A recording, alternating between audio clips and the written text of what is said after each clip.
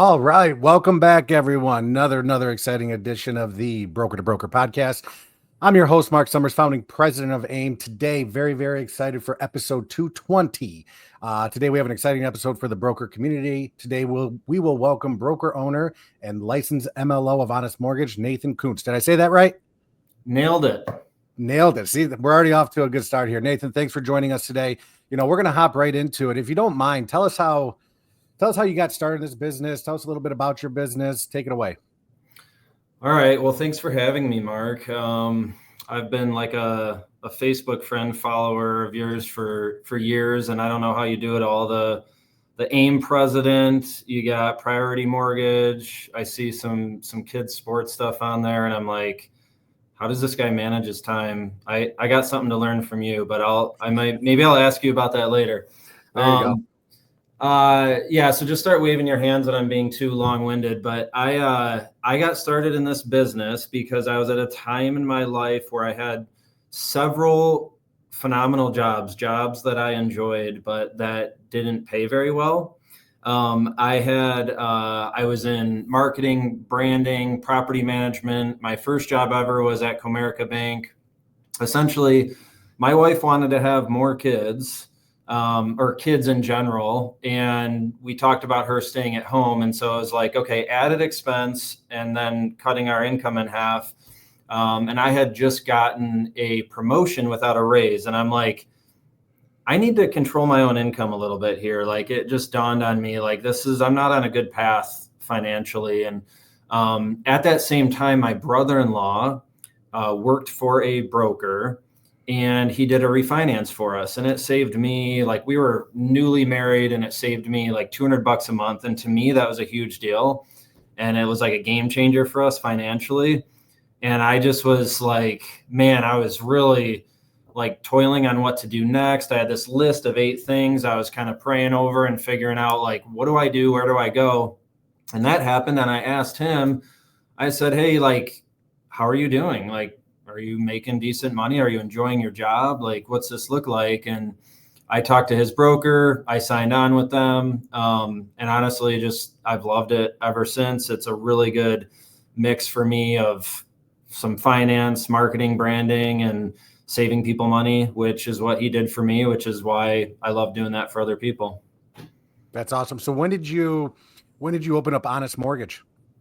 Yeah, so I got licensed at the end of 2016, worked for that broker for about a year. He ended up kind of switching businesses, closing up shop a bit. And I was not ready to have a mortgage brokerage, but my alternative was to like sign on with somebody.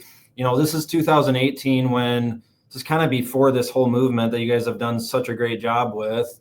I didn't really have many contacts or know many people. So in my mind, it was like, all right, I either have to go on with like a retail lender and sell like high rates and high fees, or I have to do my own thing. And so that was March 2018.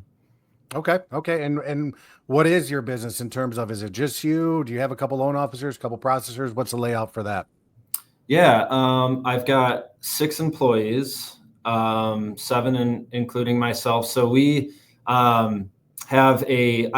I right off the bat had a passion for saving people money, and the comp was pretty low.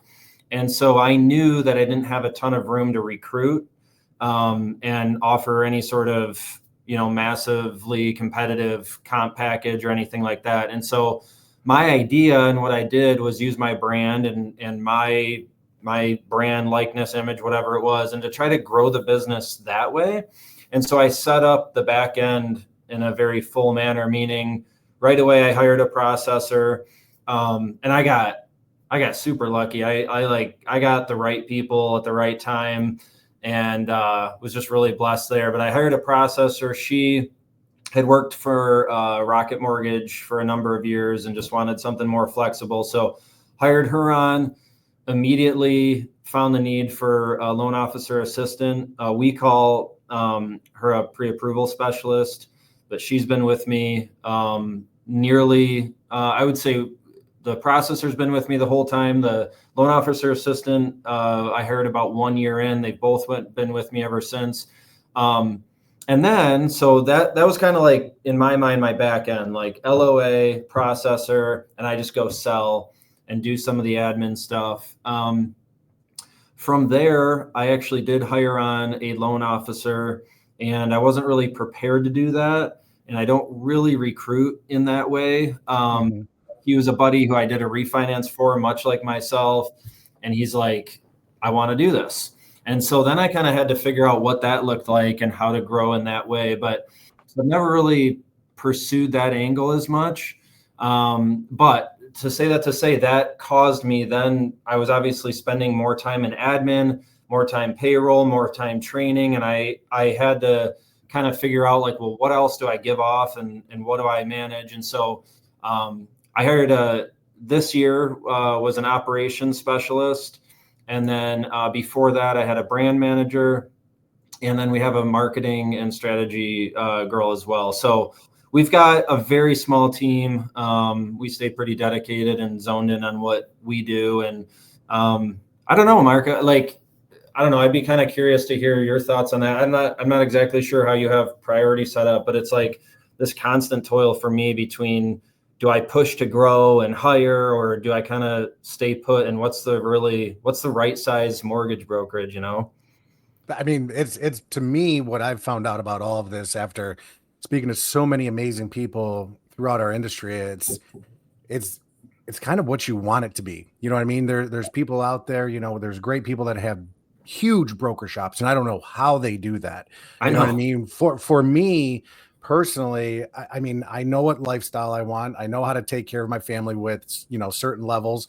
But at the same time, like I don't want to be that big. You know what I mean? And there's no right or wrong answer with it. I think it just boils down to what your capacity is, what you want your business to look like. I mean, I love the small shops. I personally do. I mean, I'm probably saying that because I am one. You know what I mean? But at the same time, I love it. I absolutely love. I mean, I think I'm about 8 people, and to me, I don't know. My old broker that got me involved in this industry, one of my mentors, he said that to me, and it's always stuck with me for how he helped me set up my business and everything. It was like once you get to 12, he's like, I really wasn't making any more money, and so Right. that's always kind of stuck in my head. But I mean, I think if you know how to scale, and AIME has many things that can help you out with scaling, that's the way to go. You know what I mean? And it's scaled to what you want it to be. Right. So there's no right answer on that. But one thing that you do quite a bit of, and not trying to cross the line here by any means, but you put a lot of faith guiding into your business. How is that? Like when I heard that, I was like, oh, I'm very interested in this because I know some people would probably shy away from that, and it doesn't seem like you do. And I absolutely love that. So what does that mean to you, and how does that play out day to day? Yeah, that's always a tough line to toe, right? Like what, I'm pretty open about it, I guess, on socials and Facebook and whatnot. And it's, I do. I mean, and I'll just be honest with you, like I still struggle with that. Like, and how much do I turn that up? I don't know how deep you want to go here, but like I view everything with an eternal lens. So it's like, for me, when I'm internally with our employees, the way that we're handling ourselves and handling business, I want it to ally with what I would consider kingdom principles. And so then when we're interacting with clients and real estate agents and other referral partners or title agents or however we're doing, whatever we're acting, I want that to be representative of my faith. I happen to, again, be blessed with some incredible employees who share the same faith. It's not by any means a requirement to work with us, either as a client or referral partner or internally. But I definitely appreciate it. And I honestly find that like most people do, like most people are more open, as long as you're authentic about your story and what it means to you. I find that most people are less offended by it than you might think, and then more open to just that discussion and what it means to us individually. Yeah, no, and I think a lot of people would worry about it in terms of, am I going to lose business that way? You know what I mean? And I don't know. Do you think you've lost some business? You probably gained some business as well. How do you take that? Oh man, like, so I view my business as a ministry and something that I'm actually stewarding. So Whether I lose or gain business is not really forefront in my decision making. That being said, I still think about that. It's still like, crap, is this post going to lose me clients or offend somebody? I am absolutely certain that I've lost business because of it. But like you said, I've probably gained some business because, when you align, and I'm forgetting of the phraseology that I think Jonathan and I've heard you say so well, but it's like we attract people that we're alike, and we want to work with people that generally agree with us about life. And so when you're kind of putting that out there in an authentic way, I do think that it attracts a certain type of people, and you end up working together and enjoying that. So I don't have a number on how much business that has lost me. I'm sure it has, but I don't care, in the sense that I just don't believe that I would even be in this business or have this business without God. So it's like, to me, I got to be true to that. No, absolutely. I mean, I think we say it all the time, like, for example, don't go out and just try to get every realtor. Align yourself with realtors who are like you know what I mean, that are going to help each other. And it's with clients the same way. You know what I mean? Align yourself with clients that, you both are moving in the same path and with the same goal, and you'll gain business out of it. Yeah, you'll probably lose some, but at the end of the day, you can't get everyone. Right. Yeah. So one thing you brought up as well was your branding. Okay. Very, very interesting style, and I absolutely love it. But what's one branding rule that you follow that most brokers ignore? Oh man, what screams at me when you ask that is consistency. Mm-hmm. I just, when we're on the Facebook page or whatever, and I just see inconsistencies, I think it does damage to a lot of brands.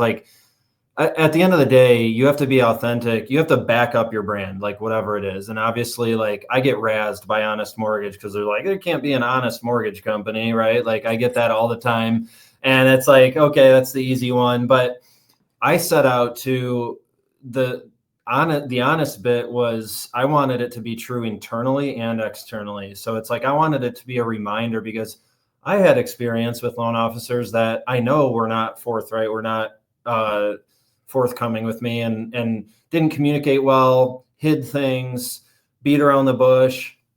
And I just hated that so much. It's like, shoot me straight, for goodness sakes. This is a big purchase and a big deal, a big transaction in people's lives. And I think they want to be communicated with transparently, and honestly, and I just think that there's a general vibe that mortgage brokers are out there to be shady and back end. And it's Mm-hmm. I just love being transparent about our communication. So I'm that's kind of a sidebar there, but the point is if your brand is a certain way and you don't follow through on that, that's the biggest error, right? Whatever you're going to set your tone as, you got to follow through on that and actually be the brand that you're saying that you are. If you have, 4 big words on your office, and then you're none of those things, people are going to BS detect really quick, right? So people are good at that.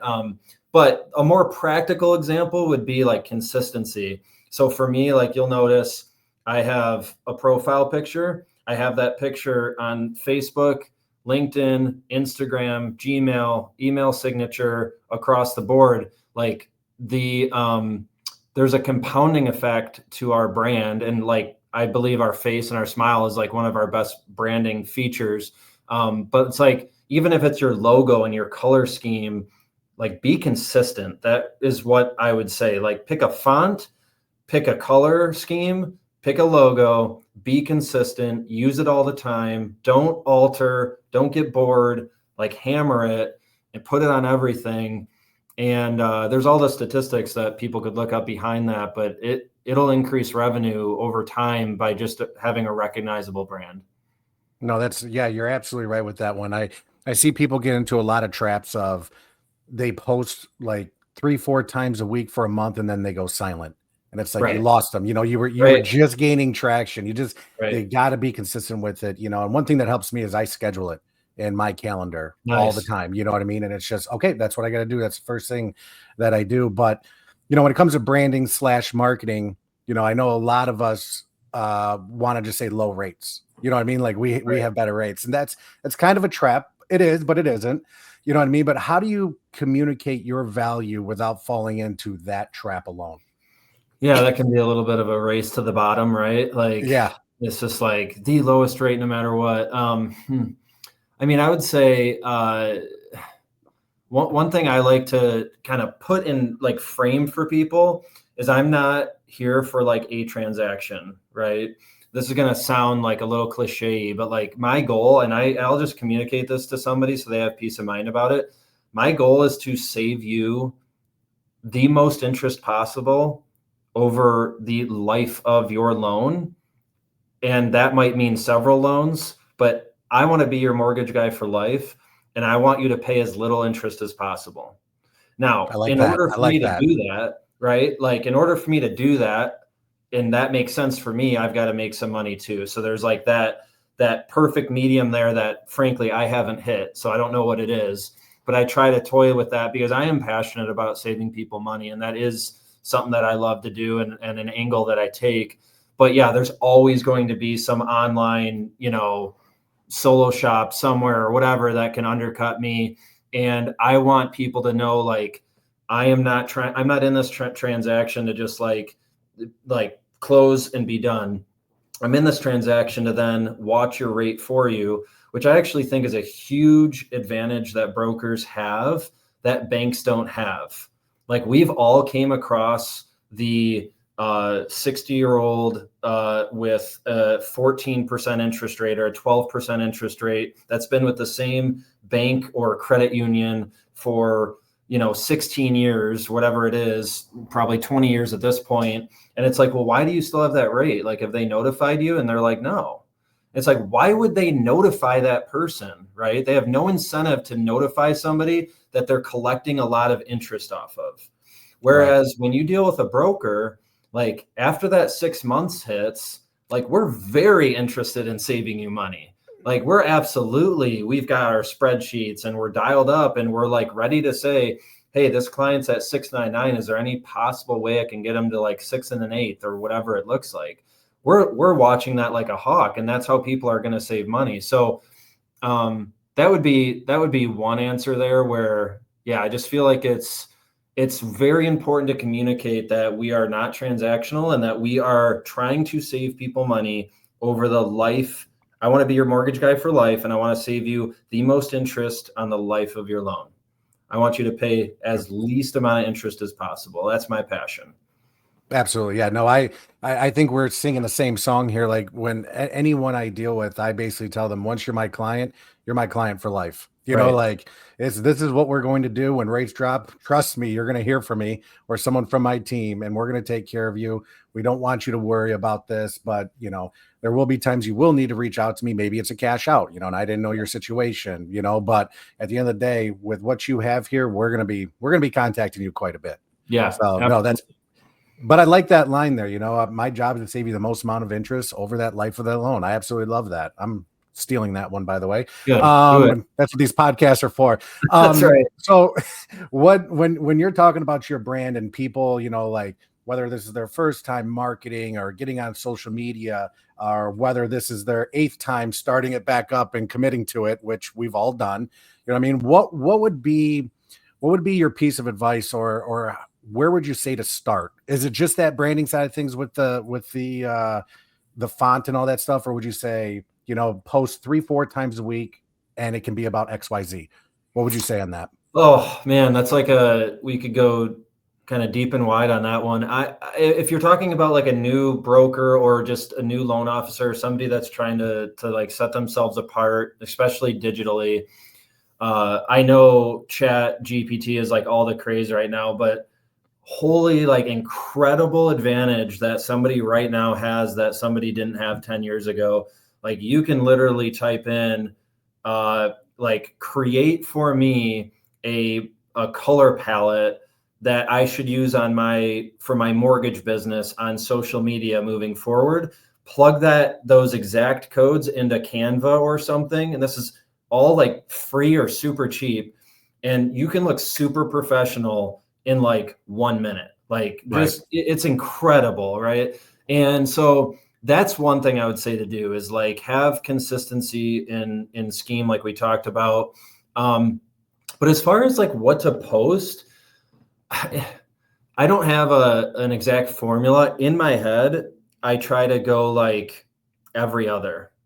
And I personally, I don't know if you're this way, but like I hate posting myself. Like I hate it, but it's also like what people want to see and what attracts people. And it also like you mentioned earlier, it's like those are, if we're going to attract real estate agents that want to work with us because they're like us and think like us, well, like an interest rate post is not going to do that. It's not going to capture that. It maybe a post about my family is, maybe a post about what I believe in is, maybe an update. Yeah. So in my head, my ratio is like a 1-to-1, like something authentic lifestyle, and then something business related. Look at me at the closing, or here's how I save this person money, and here's me doing my job. And that's done pretty well for me. Again, like I don't love the social media bit, but like it's such an absolute game changer as far as getting business. I mean, I'll have people message me on Facebook that read a post 4 months ago and they're like, hey, actually I'm thinking about buying now. Right. And it's like, I didn't even think anybody read that post, but here we are and they're coming back around. So it works. Yeah. I mean, yeah, I don't like seeing my face on social media, but I've learned to become numb to it with the association, but at the same time, you got to do it. You got to do it. And my piece of advice to everyone listening to this out there, and I know I've said this on previous podcasts, which is don't try to be perfect. Don't try to do you don't have to script it out. Yes, you should have a guideline of what you're going to do, but don't script it out. Be authentic. That's, people understand we all mess up. You know what I mean? Like even if you stutter a little bit during your podcast, whatever it is, you say, it doesn't matter. You know what I mean? Just you got to start there, and slowly you will get better at it constantly. I mean, I remember my first podcast I did. I mean, it was terrible. Well, I looked at it as terrible, you know what I mean? And then I started talking to people. They're like, oh, it's great. What are you talking about? I'm like, yeah, we're our own worst enemies sometimes. Yes. You know what I mean?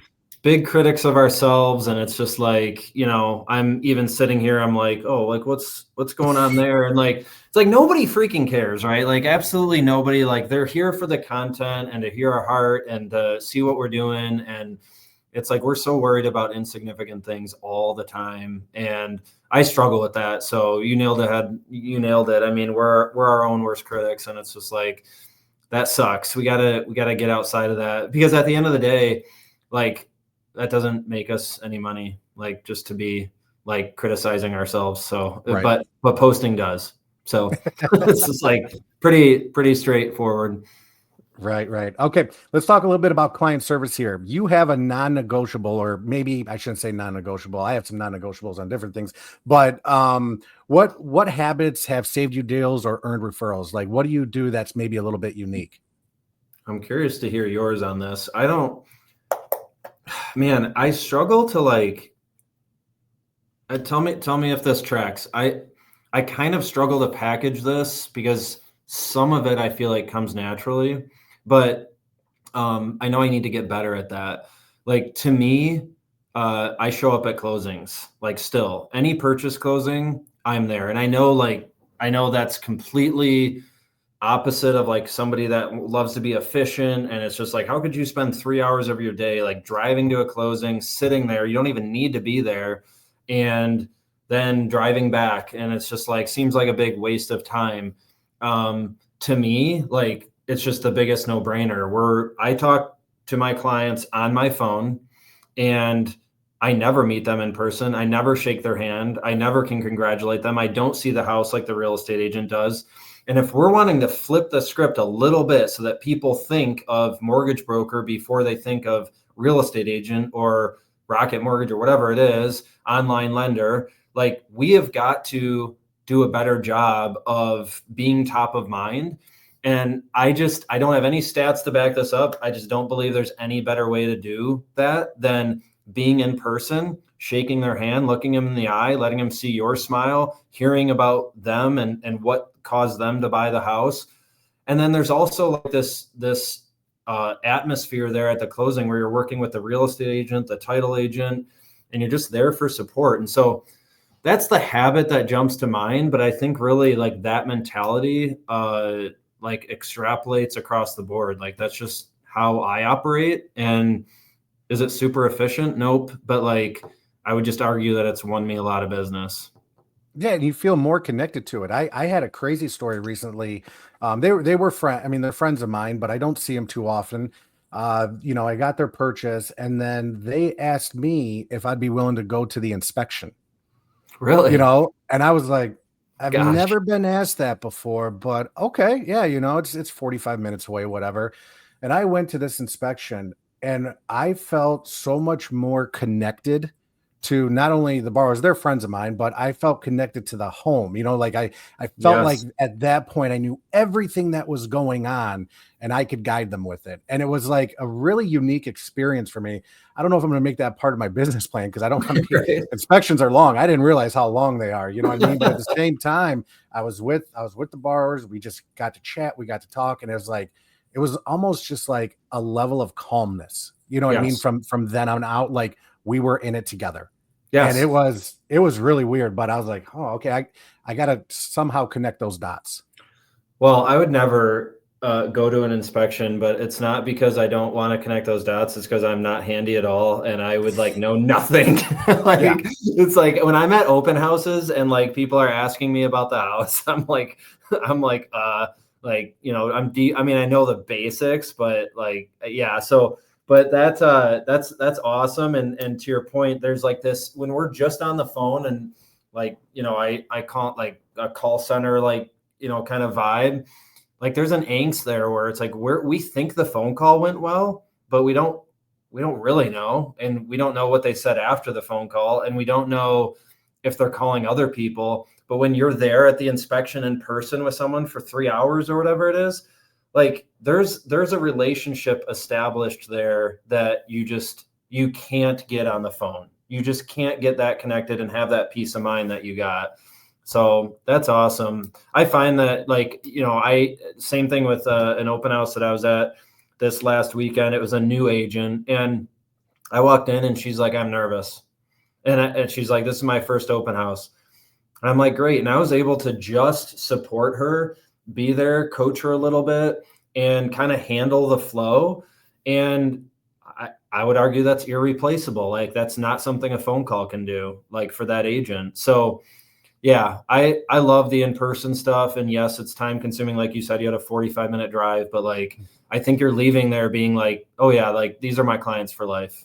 yep, they're not going anywhere. You know what I Right. mean? And the best thing about that, and I did not do this going into it thinking I would get referrals, but literally that night she sent me two referrals of cousins that were going to buy homes, or one needed to refi, one needed to buy a home.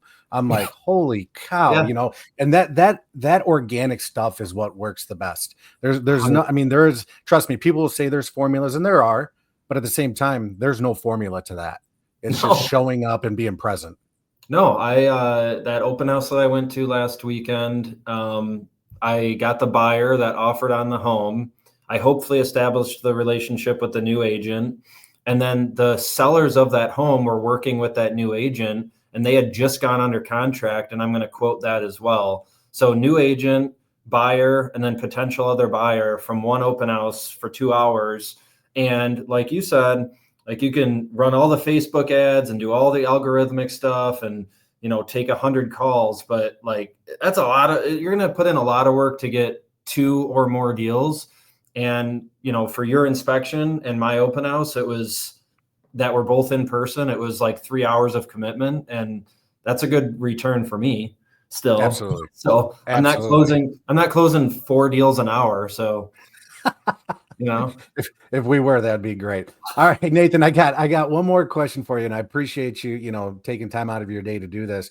But obviously, right now, I hear different numbers. I'm just going to say 27, 28% that brokers have market share. Okay. Mhm. So that means there's a lot of business out there to get. And guess who we're going against? We're going against banks, retail lenders, and all that stuff.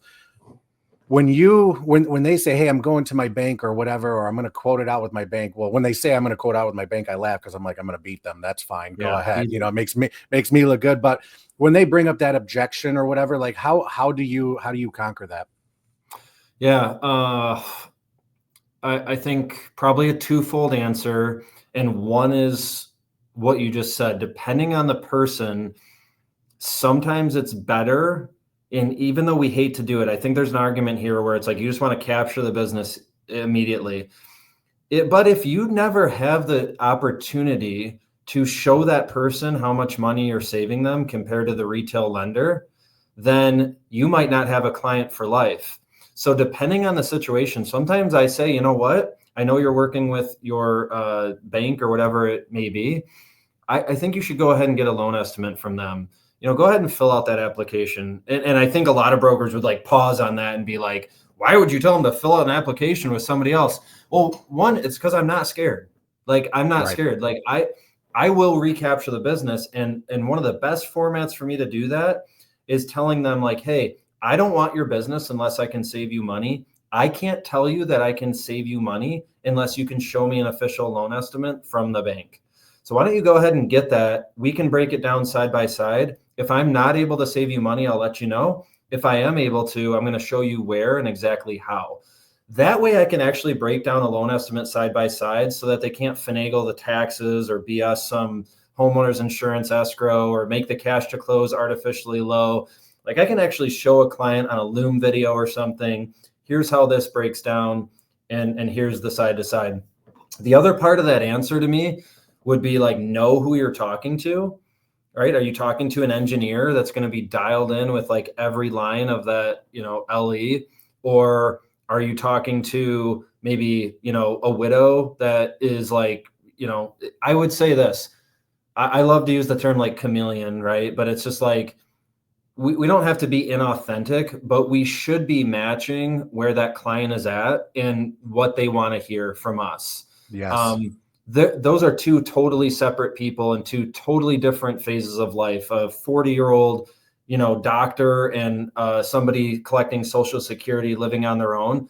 Like, one of them is going to want to talk to you a little bit more. One has less time and is going to want you to dial it in and make it efficient. So I might send one a Loom video and I might have a 20-minute call with the other one, but I'm handling those things differently based on who the person is.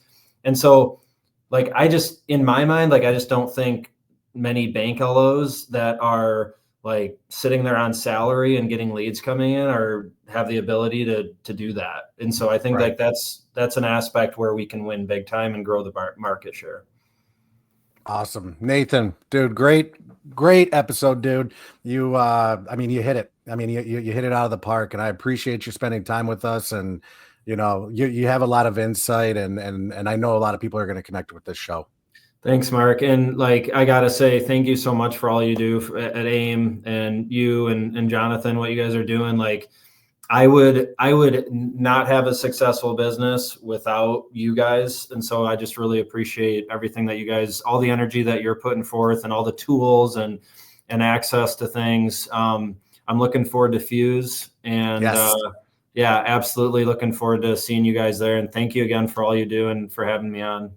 It's our pleasure. We got a great team that helps us as well. So, Nathan, thanks for joining us. And brokers, if you want to catch up on all of our past podcast episodes, please head over to aimgroup.com/broker to broker. You can also listen and watch all of our podcasts. I know Jonathan and Tommy, who produces the show, they have a great one too. You can listen to it on iTunes, Spotify, but we're really pushing the YouTube channel. Our handle is @AIME National for more great wholesale content. So get over there. Give us a like, subscribe to it, whatever you can do. Leave us a review. It helps us spread the word and providing the world that brokers are best. So, Nathan, once again, thanks for joining us. And everyone, we'll see you on the next show. Thank you.